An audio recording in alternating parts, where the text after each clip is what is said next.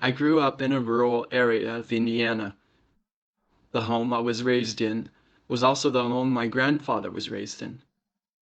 After my great-grandparents passed, my grandfather purchased the property for my mother and father to make our home. It's an old farmhouse that during my childhood had several farm buildings as well. We had no close neighbors, but other farmhouses did dot the road of the country block where we lived. No other kids lived near us.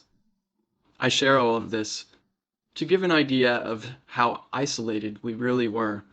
Our family consisted of my father, mother, one older sister, and myself. Growing up in the 1970s in a rural area, you spent plenty of time outside or reading books, also hiking in the woods, riding bikes, shooting baskets and such.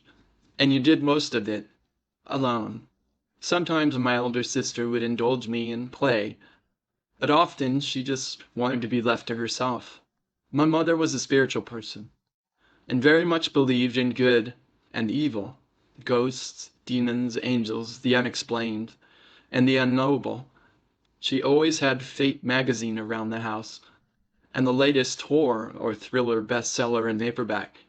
She recounted strange encounters throughout her life, very often.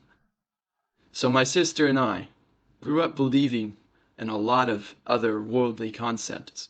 My mother shared how she saw a green woman just walking down the street in the large city. She had what she considered spiritual dreams and visitations from relatives and friends who had passed. She often told the story of how she felt sad, that she'd forgotten to place flowers at my great-grandparents' graves one Memorial weekend. She was crying as she was cutting the blooms from our flower bed when she heard the voice of my great-grandfather behind her. He told her to stop crying and that everything was okay. Of course, when she turned to speak to them, she remembered he had passed and was not standing behind her. She would have experiences like that from time to time throughout my childhood. My sister and I had many experiences in our childhood home. We would hear our names called, but no one was ever there. We would hear what sounded like cars pulling into the driveway, but no car would be there. We would hear what sounded like our mother and grandfather talking while we were upstairs, but upon heading down to speak to grandfather, found he was not at our house. Our mother reassured us she was very much alone and not speaking to anyone. We would see shadows from the corners of our eyes. The upstairs, where all the bedrooms were located, often gave a very unsettling feeling. I would not go upstairs alone as a small child. I always waited until someone else went upstairs. The room I slept in also had an uneasy feeling about it. One evening as I was trying to fall asleep, I opened my eyes and saw a hooded figure dressed in what I can best describe as a monk's robe standing beside my bed and kind of standing over me. I couldn't see a face or hands, just the hooded cloak. It was only there for a moment and then gone. It shook me up enough for me to go to my mom and dad's room. My mother reassured me I was fine, and I eventually went back to bed and had no further visits from that figure. My nephew had one of the worst experiences there.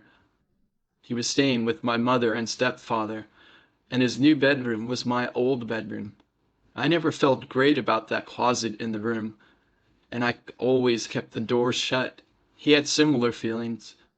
However, every time he would leave, he closed the closet door, and every time he returned, the door would be standing wide open. He decided he would move his bed up against the closet door to keep it closed. He came home from work one time and saw the door slightly ajar, even with the bed against it. He again closed the door and pushed his bed back up against it. Then he laid down to sleep. He was awakened by his bed shaking as if someone was actually bouncing the bed with their hand. He then looked up the closet door, and it was open. Only then was he able to see a black arm and hand protruding from the closet and shaking his bed. My nephew said out loud, "Enough," Then he closed the door again and pushed the bed back against it. The shaking stopped at that point. Others who visited the house would also comment on the uneasy feeling they would get. My mother had a Ouija board, and she allowed my sister and I to use it when we were teenagers. I don't believe anything bad of those experiences, but the house just had a feeling like you were not alone. Sometimes it felt like you were being followed if you left the room that everyone else was in. And sometimes it just felt spooky. Another issue for the house was that it was always a place of frequent arguments. My parents had many arguments and eventually divorced. My parents had arguments with my grandparents. My sister had arguments with both of my parents. And then my stepfather. My mother and stepfather had many arguments. And of course, my two siblings also argued with each other.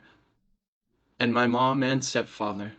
It may have been that uneasy feeling just unnerving people, and they didn't understand why they felt so quarrelsome. I'm not sure. The house is still in our family, and has passed on now to my stepbrother and his wife. She tells me she is terrified to go upstairs alone, and that she and my stepbrother have had far too many arguments since they moved there.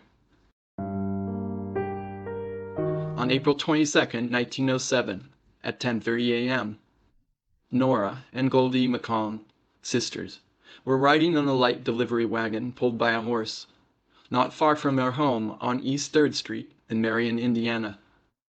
They were heading home after shopping. Their brothers, Edward and Harry, were traveling close behind them in a different buggy. As the two sisters were crossing railroad tracks that cross East 3rd Street, an urban train, a type of cable car, was traveling at a high rate of speed coming at them. But because of a high embankment at the tracks, the girls were unable to see the train. The train smashed into their wagon, cut loose the horse, who was uninjured, and hurled both the sisters 100 feet. They landed at the bottom of the high embankment. Their brothers witnessed the horrific accident. Goldie McCone was 15 years old, and Nora was 26. Their mother had died 1 year prior, and a sister had died just a few weeks before that tragedy.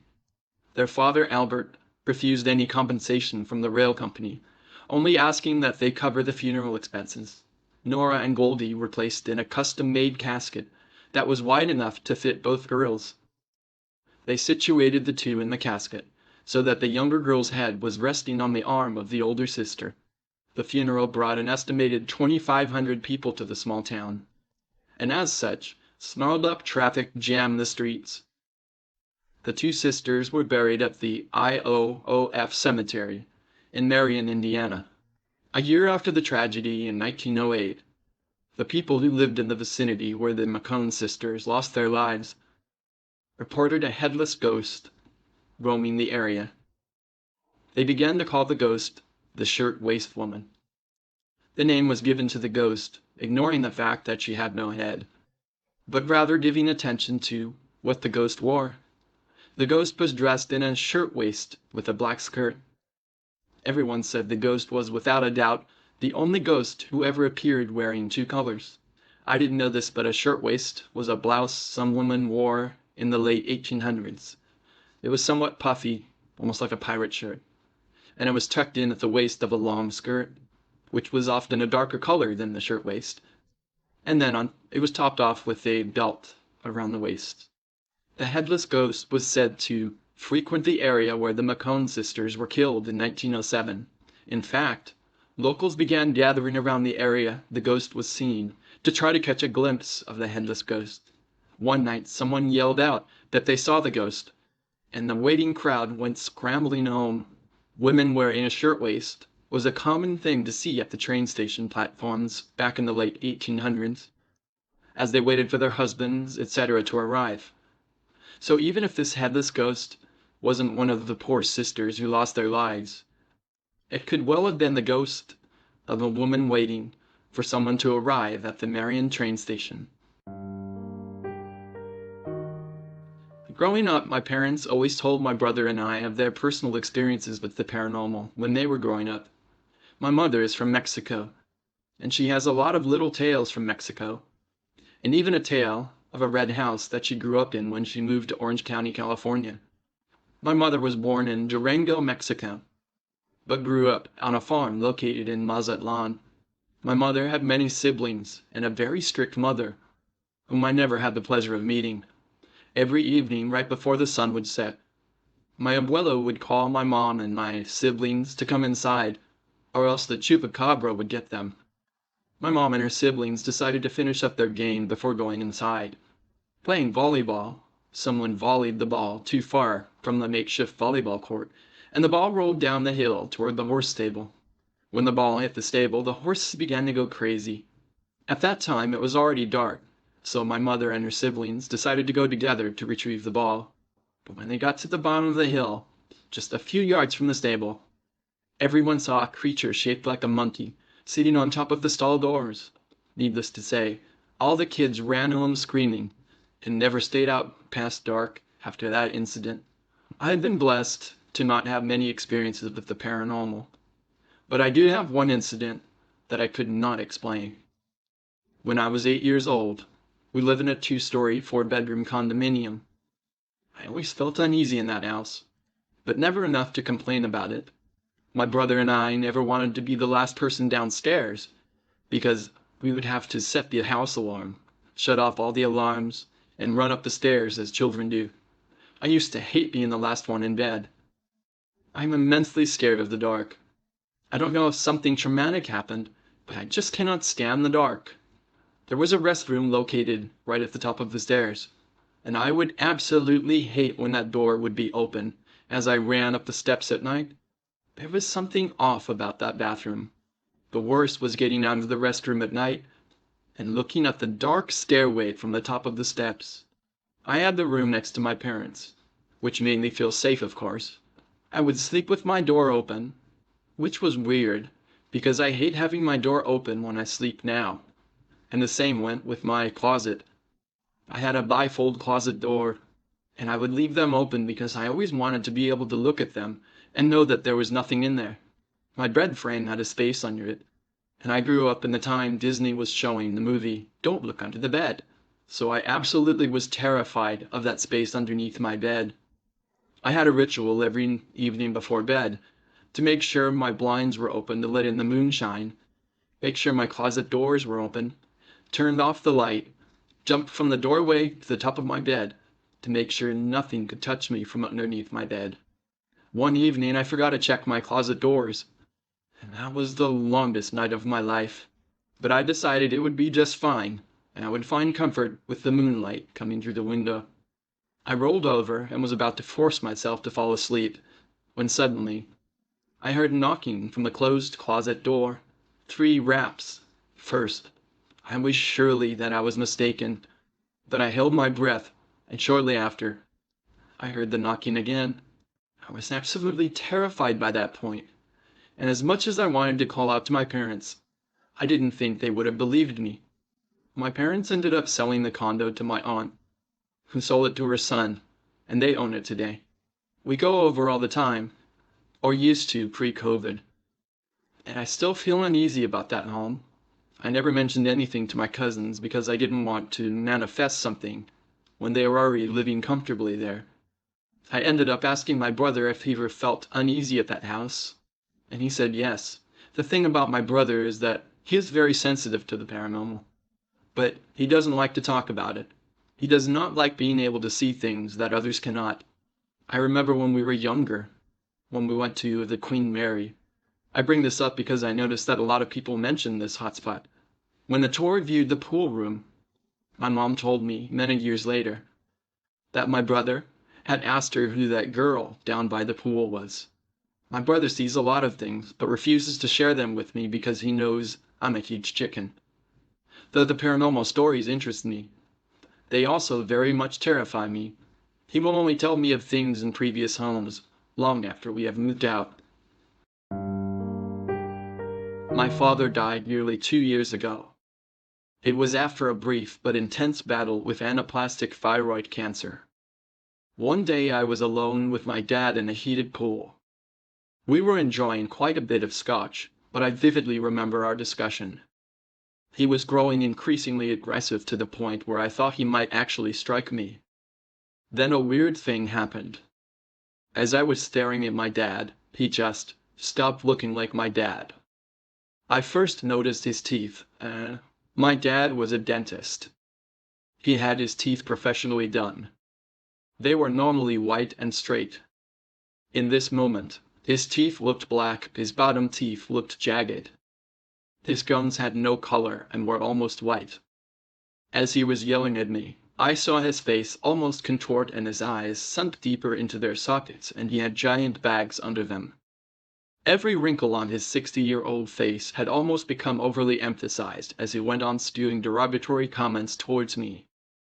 I looked down toward his neck and chest, and it was dark, almost black, in a way that the shadows cast from the deck didn't make sense.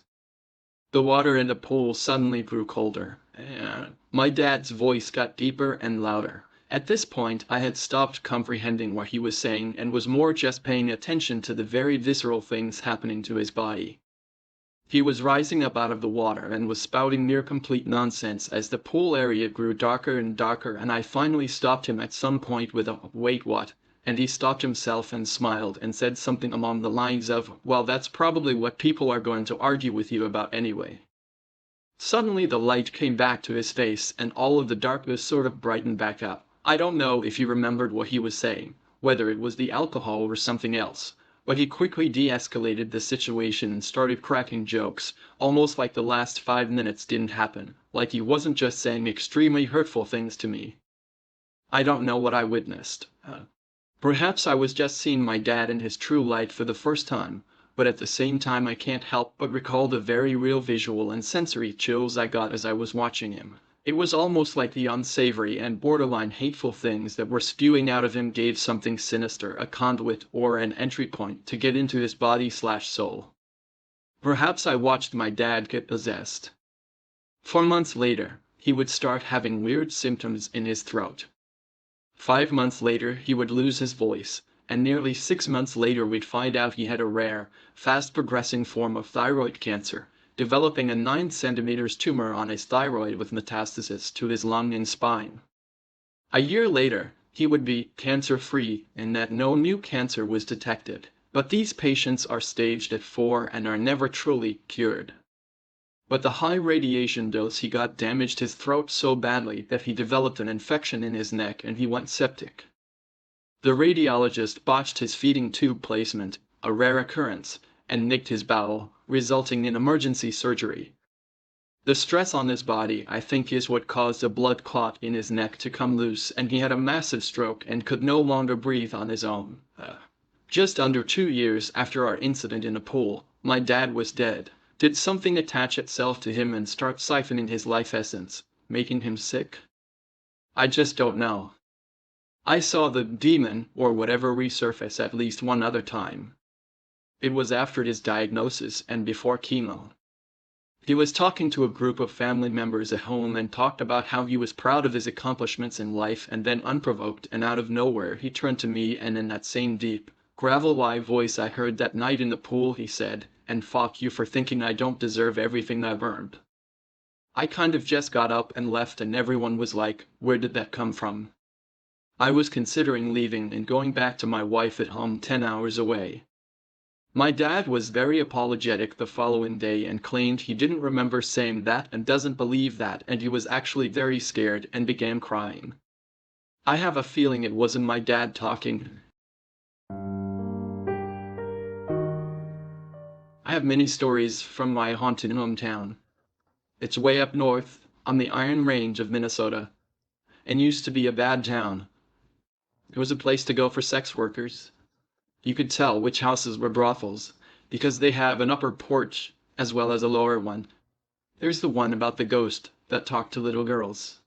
I can't be 100% this house was a former cat house, but it did have a second-floor porch, so the likelihood is good. There was a murder on that porch in the late 70s. I don't know much more than that. My sisters used to go babysit for a single mother who lived there. The girls they babysat in the 80s were my age, so my sisters Moore and Atlanta were teenagers.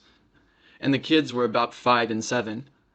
Leia, the older, was quiet and very smart, always in a book. Laura, the younger, was more outgoing. I knew them both in later years. My sisters don't understand in retrospect why they kept babysitting there, because it was always terrible. They're both super maternal in different ways, and the girl's mom was going through a real barfly phase, bringing home a lot of men and not coming home until the wee hours. So I think they both felt obliged to make sure the girls had someone there who was responsible. It certainly wasn't the money. Anyway, whenever they got to the house, they'd immediately go to the basement door in the kitchen and make sure it was locked before the mom left.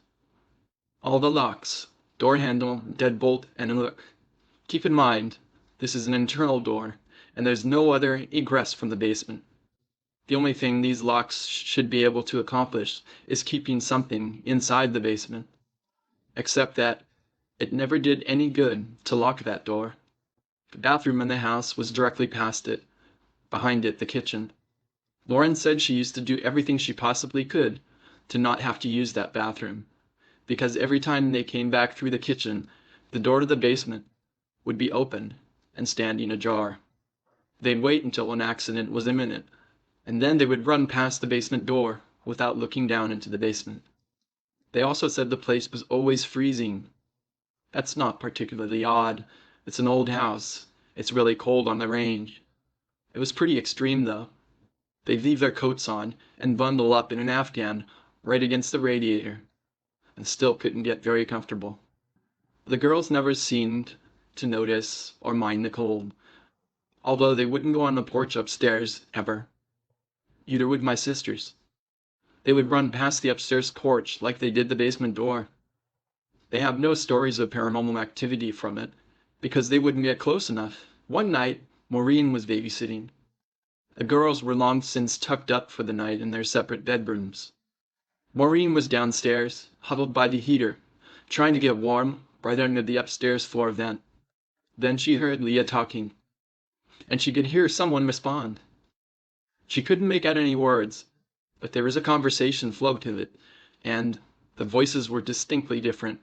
Hoping that her sister had crawled into bed with her, Maureen went upstairs to check on them.